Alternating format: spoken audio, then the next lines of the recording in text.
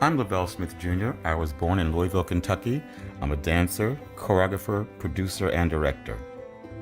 I've been working with many superstars like Beyonce, George Michael, Rolling Stones, Rihanna, Usher, Janet Jackson, and so many others. But I'm more known for working over 23 years with the one and only King of Pop, my friend, Michael Jackson.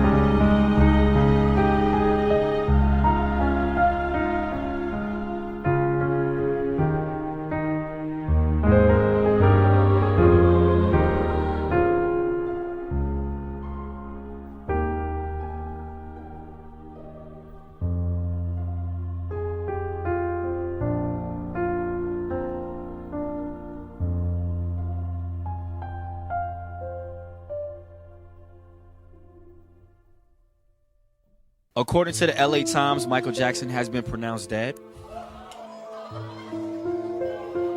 One of the world's most loved and greatest pop stars that we will probably ever know in our whole entire lifetime. There are still conflicting reports. The pop star Michael Jackson has died. Michael Jackson is dead. Michael Jackson. Are you being serious? Michael Jackson's dead. No. No, we're not taking that. Michael Jackson is not dead. No, Michael Jackson cannot be dead. He's not dead. No, whoa, he's not dead. Are you serious? Yeah, no, he died of a heart attack tonight in LA. A heart attack? Are you serious? My brother, the legendary king of pop, Michael Jackson, passed away on Thursday, June 25th, 2009 at 2:26 p.m. CNN was calling me, all the news agencies were calling me. Because for me, when I heard it, I thought, oh, okay, it's just a way to get out of doing all those ridiculous, stupid concerts. And then they kept saying it. You know, first it was a Michael Jackson coma. No, sorry. First heart attack, then coma, then dead. And I was like, okay, come on. And I called the office. And they said, LaVelle, it's true. We can't talk right now, but we promise we're going to call you back and explain everything and tell you. But that's when I knew it was real, you know.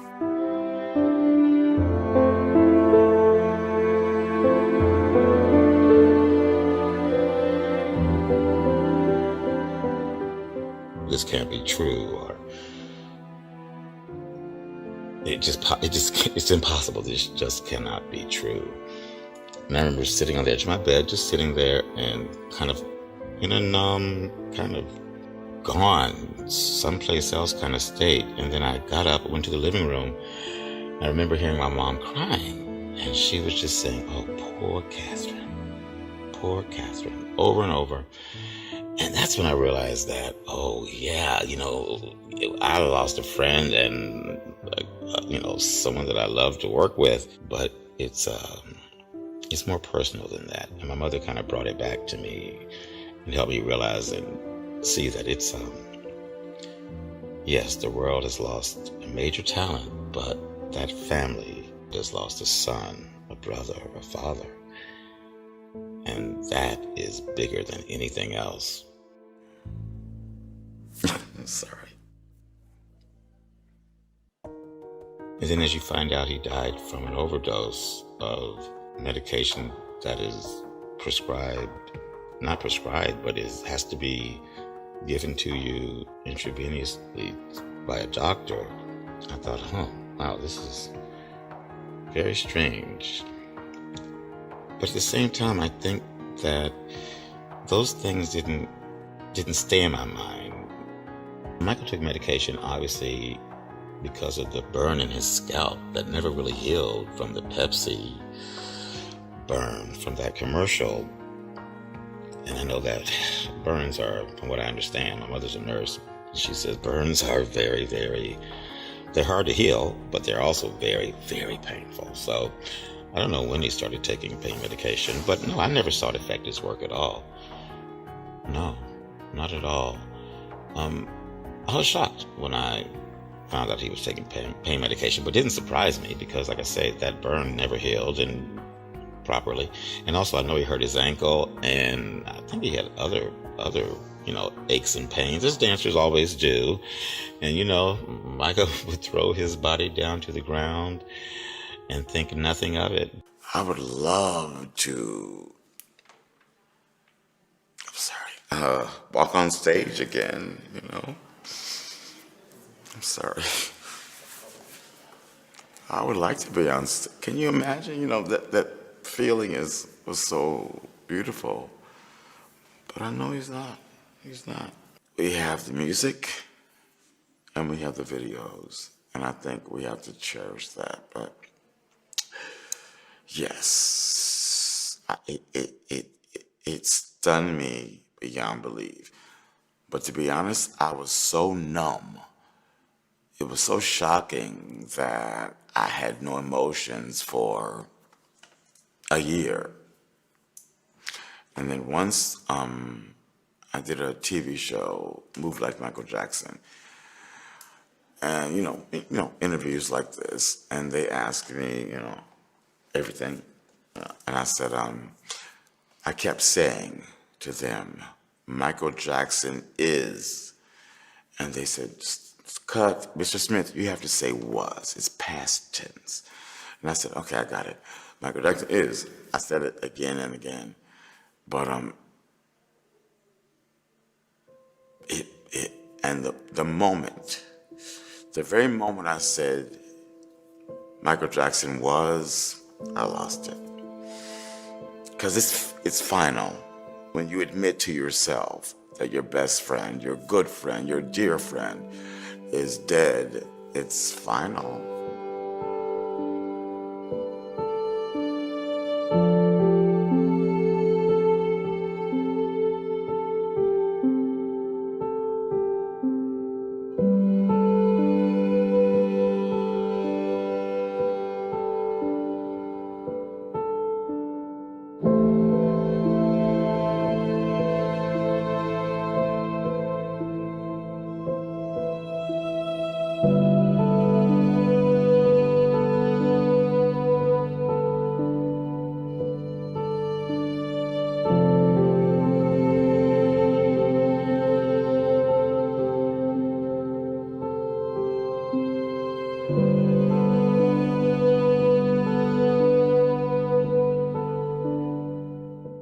For me, it's like he died yesterday.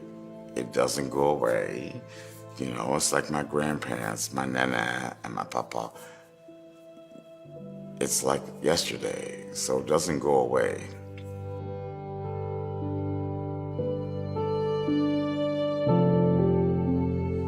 He was somebody that we were blessed as humans to have on this planet for this much time.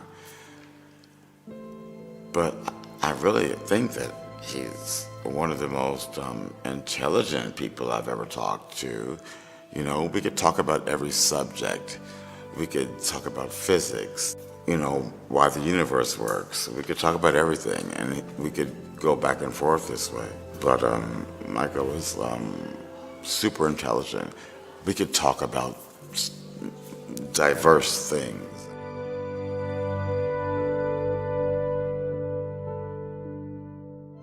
Well, for instance, Michael thought that Thomas Edison was the greatest inventor of all times, and I thought Nikola Tesla was unsung inventor of all times. So we discussed things like that, and we, each person would say why they thought the way they did. We would do it like that, and some things that we would discuss were never solved. We would just agree to disagree, in a gentlemanly way. But when it came to work, there was never argument. If you love somebody, well, regardless, you don't want to see them dead. It's like your grandparents dying. You know, we know our grandparents are going to die because, that's what life is. We're born to die. But, our mothers and fathers, we don't want to see that. But when you see a brother, and he was so young, I am almost the age that he was when he died. And it's just hard. It's hard to see that, There was so much more life to give. He was going to do, in my mind, he was going to do so many more brilliant things. But I'm going to keep trying my best to do and share and continue the love. I have to.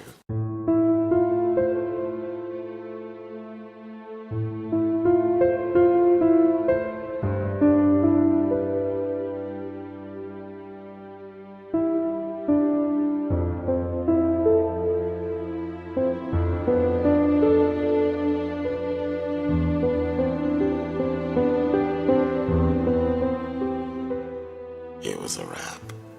But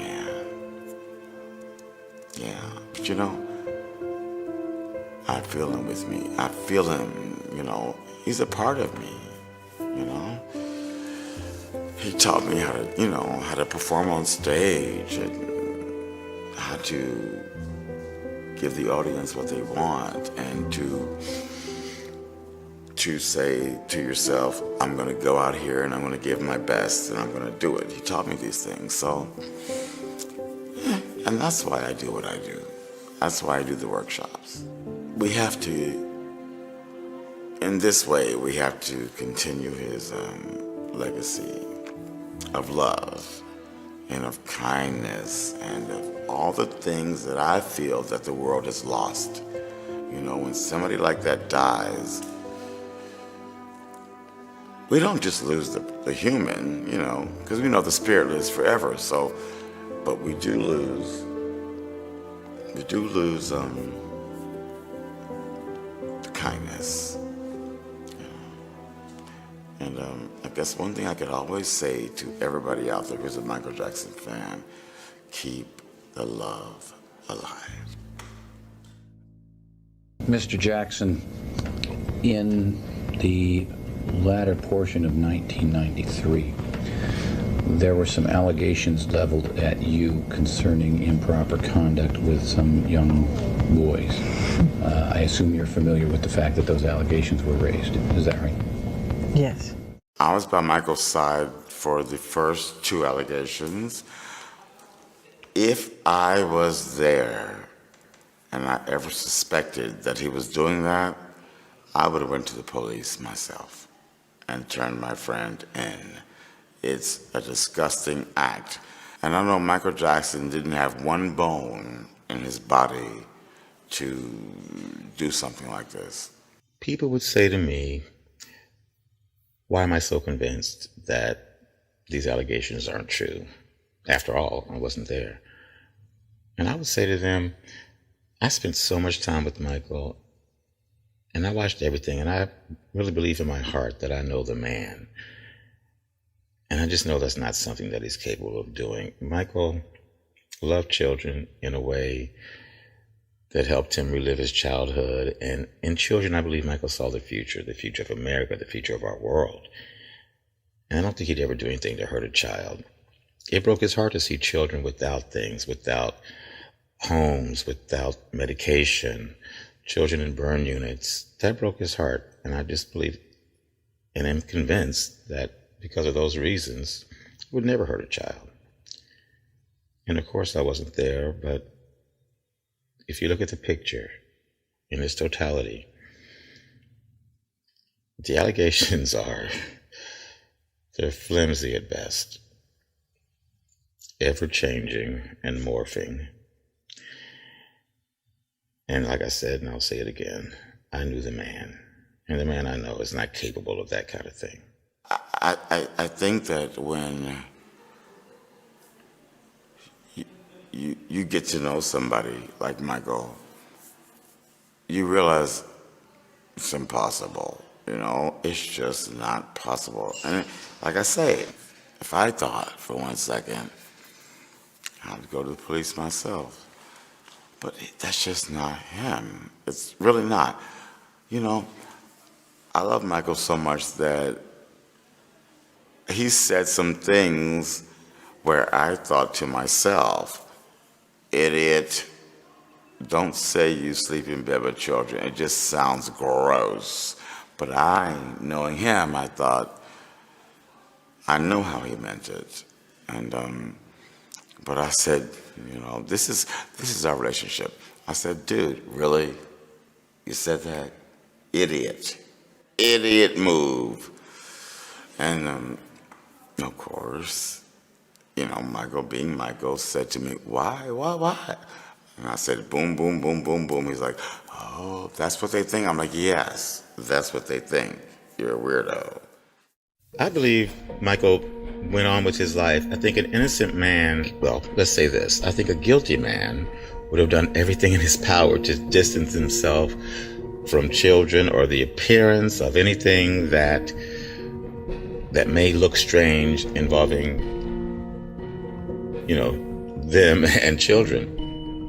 But then you have an innocent man. An innocent man has nothing to hide. An innocent man continues his life. A man that knows he's done nothing wrong is going to live his life as normally as possible, even after being accused of something so heinous. You're not going to change your life knowing that you've done nothing wrong. So yes, children were around, and yeah, that's what an innocent man does.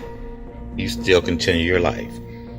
If you have children over to your house for cookouts and watch movies, you're going to continue your life as normal. But if you are a guilty man, you're going to do everything you can to separate and distance yourself away from children. So I think, if anything, that shows more of his innocence by continuing to live the way that he lived, loving children, helping children, and making sure children had things that they needed. I'm not sure how the allegations in the trial in 2005 affected Michael, but when you put yourself in his shoes just for a moment, you know that has to be one of the most frightening and terrifying things that you have to deal with in life. But Michael's strong. He used to always say to me, in this business and in life in general, you have to have skin like a rhinoceros, like a rhino. And of course, the only thing I knew about rhinos is that they're big and they have horns. But he explained to me that they actually have a very, very thick skin. Just, you know, that's just the way they're born. And so he'd always say that. He said that more than once, many times. In this business and in life, you have to have skin like a rhino. So him saying that to me makes me think that he was able to withstand a lot of scrutiny. Obviously, we've seen the press, and just from the moment he became famous, there's always been, you know, they kind of build you up to tear you down kind of thing. And so I think he got used to really being ridiculed, raked over the coals, nicknames, being made fun of, being talked about badly. And I think he developed a very thick skin. So in my mind, I'm pretty sure, even though the 2005, you know, allegations and then trial, I know it had to be tough on him and his family. But I'm sure that he put that into effect. He just put on his armor, his rhinoceros skin, and dealt with it. But, you know, human. He's a human man, so, you know, it was ripping him up inside. It was tearing him up inside. It was hard, but Michael's a strong man. So, as hard as it was, he dealt with it. And we all saw it. It was hard, but every day, going to court, dealing with it best you can. That's the kind of man he was. People used to ask me, why does he love you so much? Because I tell him the truth. I tell him, you know, like I just said, that's a dumb move, dude. That was stupid. I don't make it pretty. That was stupid. It's like a brother. You tell your brother the truth. And so he's my brother, and so I tell him the truth. Michael and I did discuss the allegations, but it was usually in passing. It wasn't a topic of conversation that I would have brought up to discuss. But if it came up, we would talk about it. And you could always see the pain and I think him just not really understanding why this is happening and why it would happen again. It was hard for him to understand, and I think he just felt like, you know, maybe people were out to get him. And I think that was something that was always on his mind, but whenever we talked about it, you could just see the pain in his face, and you could feel that pain when he spoke about it. It was something that really ripped at him. It tore at his heart. And I think, you know, you felt bad for him, because you know this is someone who doesn't want to hurt anybody, doesn't have an evil bone in his body, and he's being attacked from all sides. And I just think that yeah, that pain, it was there. But Michael, being a professional and being the man he is, the show must go on. He would always take it out on the stage, and you'd never know that his heart was breaking. And I'm sure also, knowing Michael, he would use that pain in some of the songs. The explosive reaction to that disturbing Michael Jackson documentary, Leaving Neverland. It focuses on two men who accused Jackson of abusing them when they were children. And Chris Connolly joins us now with the fallout from this devastating film. Good morning, Chris. Good morning, George. The documentary Leaving Neverland has been gathering attention ever since its first showing at the Sundance Film Festival in January. Now that it's aired on HBO, it's sparking conversation and strong opinions nationwide about the life and the legacy of the late Michael Jackson. Do you really want the truth, my truth? You're gonna bleep a lot of this.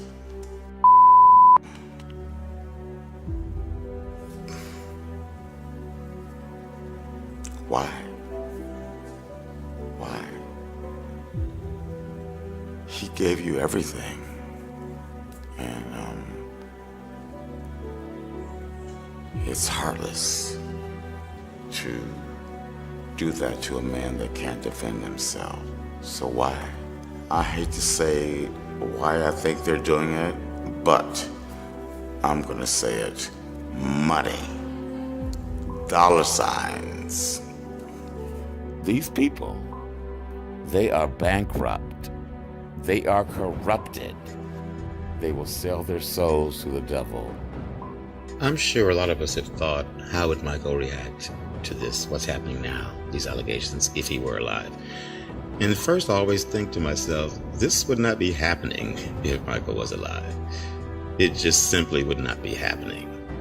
They wouldn't have the guts to do this if he were alive.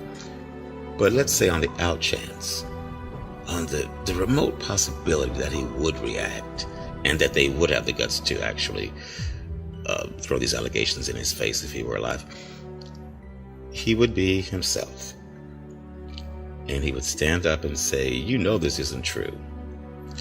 And I'm sure he could tell us so much, much more of why it's not true and how he could prove it wasn't true and the reasons behind what's happening. There's a lot we don't know.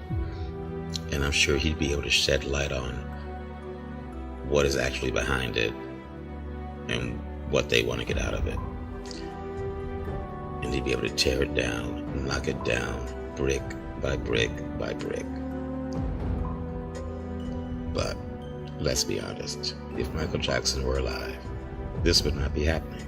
Plain and simple.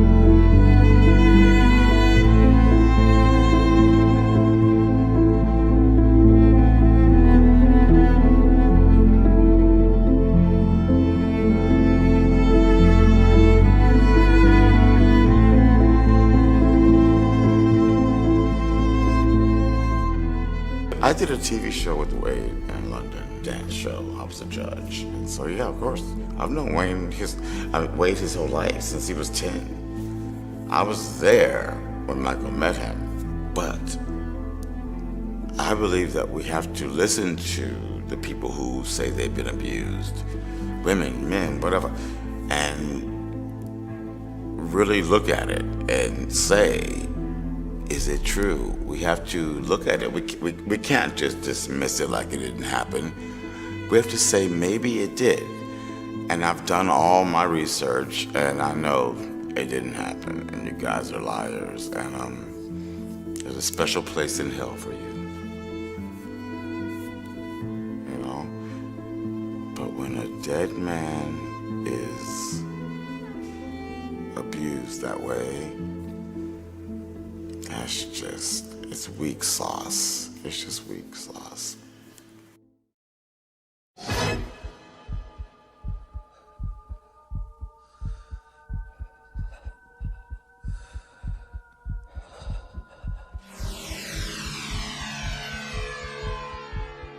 It was Smooth Criminal, 1980 something, and I remember watching him from a distance across the room and watching him do amazing things, and I thought to myself, whoa, this guy's amazing.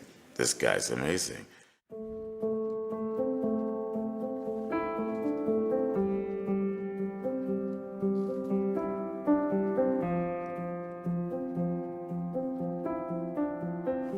Smooth Criminal turned out to be one of the best jobs of my life. But I remember looking and saying, oh my gosh, you know, the rumors are true. He's amazing. But I also remember feeling it. You know, from way over across the room, I felt that magic. And yeah, Smooth Criminal.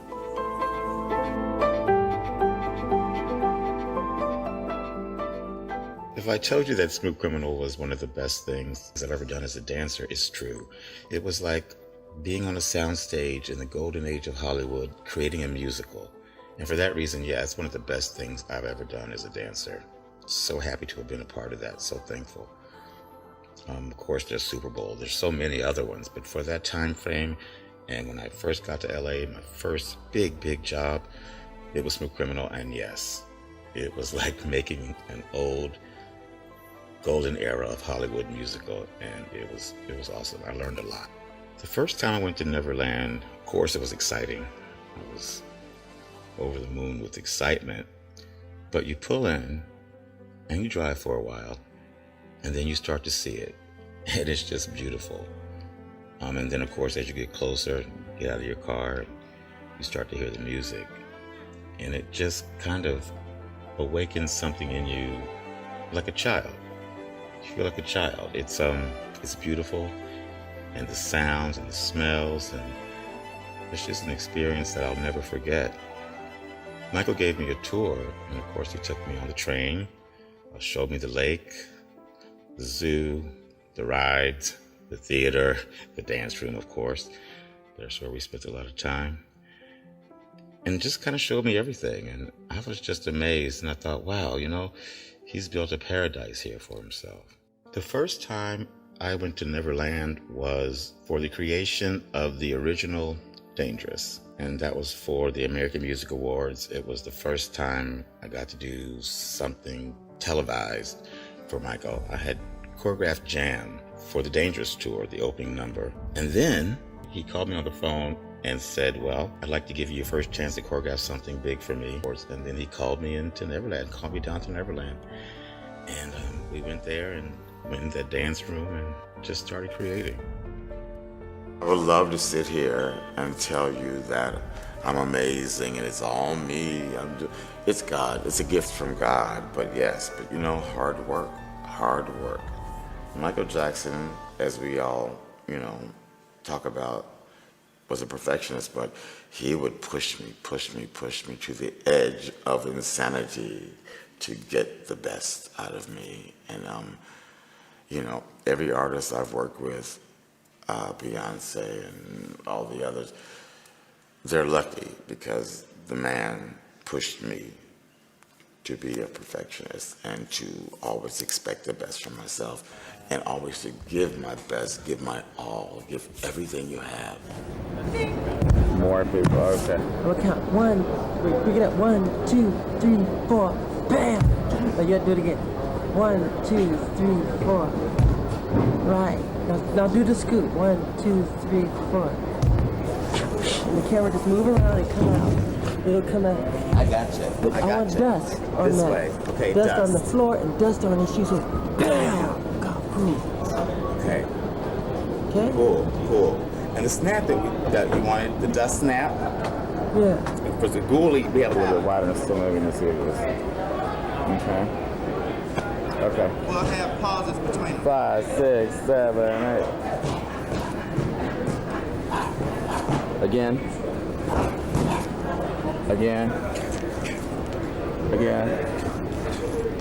Gag doesn't Here we work. go.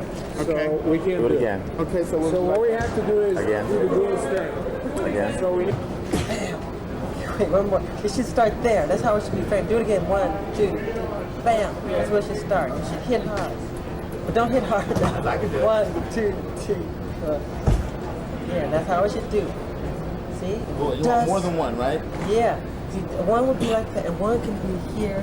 But I like to have one like bam, bam. But no higher than breast and up. See where it's like right about there?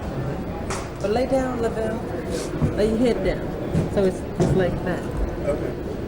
See? Then when they start scooting, the camera just move out. Okay, the show Move out. Yeah. We used to have a saying, leave it on stage, you know? Leave it on stage. Give it all the sweat, all the hard work, leave it on stage.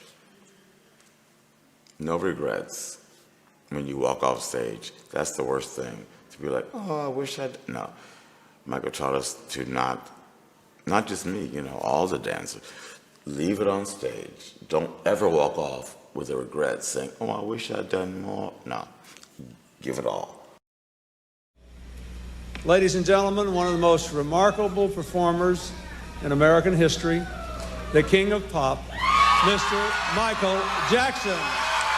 We did a Democratic convention for Bill Clinton. He was the president at the time. And you know how those jobs are, it's a little bit crazy. But Michael said, LaVelle, I'm like, what? Come up here. I want you to meet Bill. I'm like, Bill, what the heck is Bill? But it was Bill Clinton.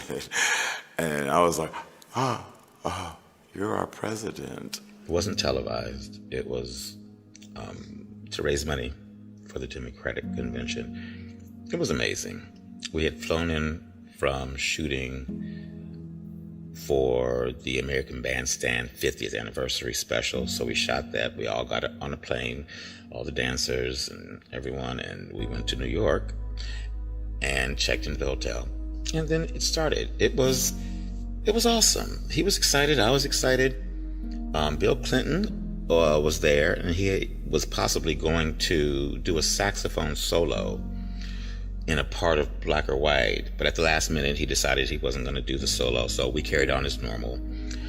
And it just turned out to be a fascinating and historic moment. Looking back, you know, we couldn't have seen the future. We didn't know what that would be, Michael's last live performance.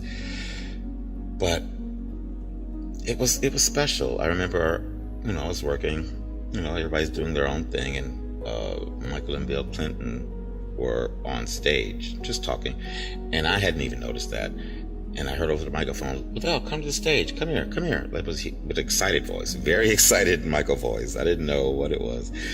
And then I turned around to look at the stage, and I was like, oh, he's talking to Bill Clinton.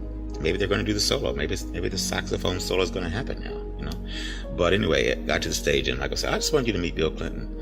And I remember just shaking his hand and looking. I'm a very tall guy. Bill Clinton was very tall. I had no idea how tall he was. And it was just such an honor, you know, that he took that moment to introduce me to the President of the United States. I just thought that was a very special moment that I'll never forget. But yeah, the performance itself was very nice. We decided to go with a smaller group of dancers not the big dangers that we usually do. We had shrunk it down to, I think, 6 of us, 6 dancers and Michael, and it was really, these guys, every dancer there on that stage was just there for Michael. It was so obvious everybody was there for him. And we all just killed it. It felt so natural, so good, and I think even he said, "Oh, that felt nice." And it was the audience is there, so it's not being taped. It's not a TV special. It's a one-time, leave it all on the stage, give it all you got kind of moment. And we did that. It was beautiful. It was truly beautiful.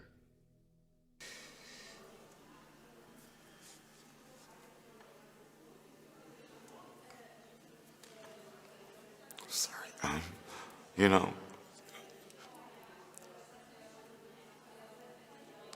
I must say that Michael introduced me to so many legends. Because of Michael, I met Sophia Loren, Liz Taylor, Betty Davis. The list is endless. And like I said, I can't thank him enough, And like I told you earlier, that's one thing I regret, that I didn't say thank you enough to him for changing my life and being such a big part of my life and, giving me all that love. I wish I could have said thank you more.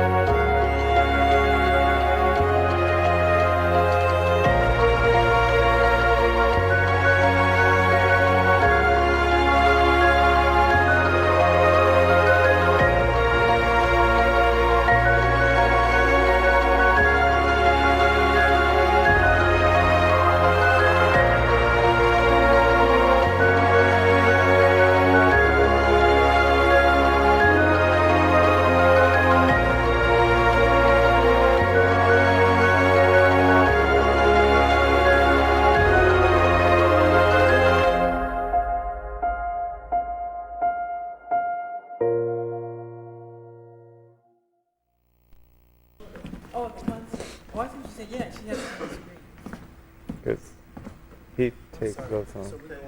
I'm ready. 6:48 now. Say when.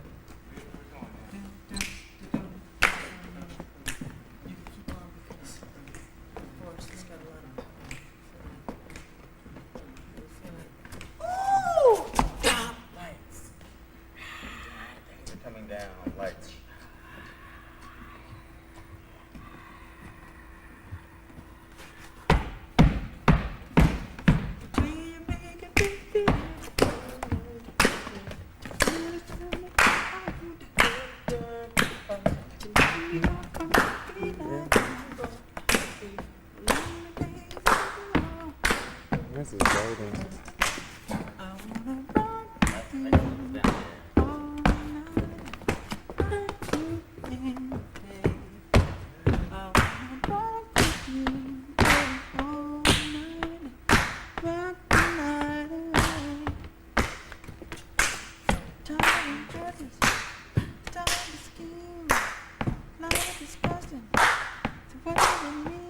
Stop.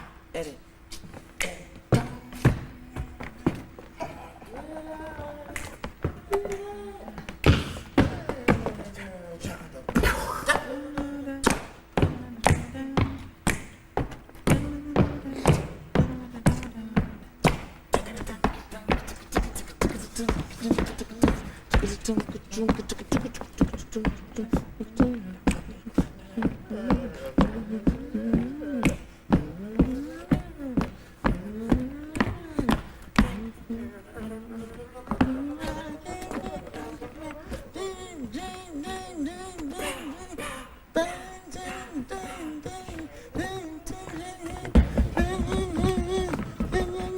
him did Billie Jean.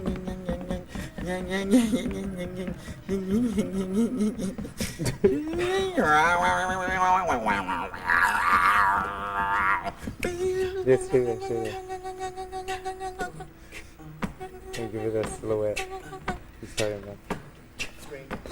It's down already. Back right.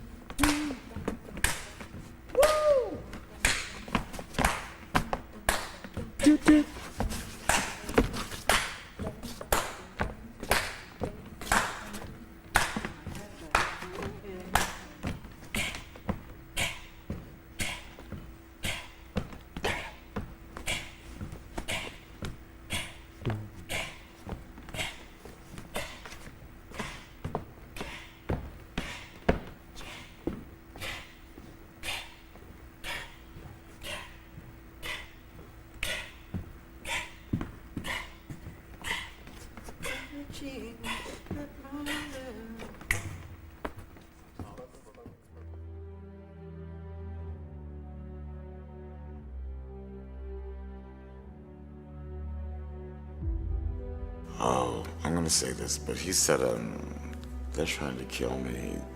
I can't do this many concerts. And when he really explained to me what they wanted him to do, I thought, oh, dude, rethink that contract, because that's a lot of work. But that was, I was always supportive, so of course I said, yes, you can. You can do it. We can do it. We can do it together. I'll be there with you until they got rid of me.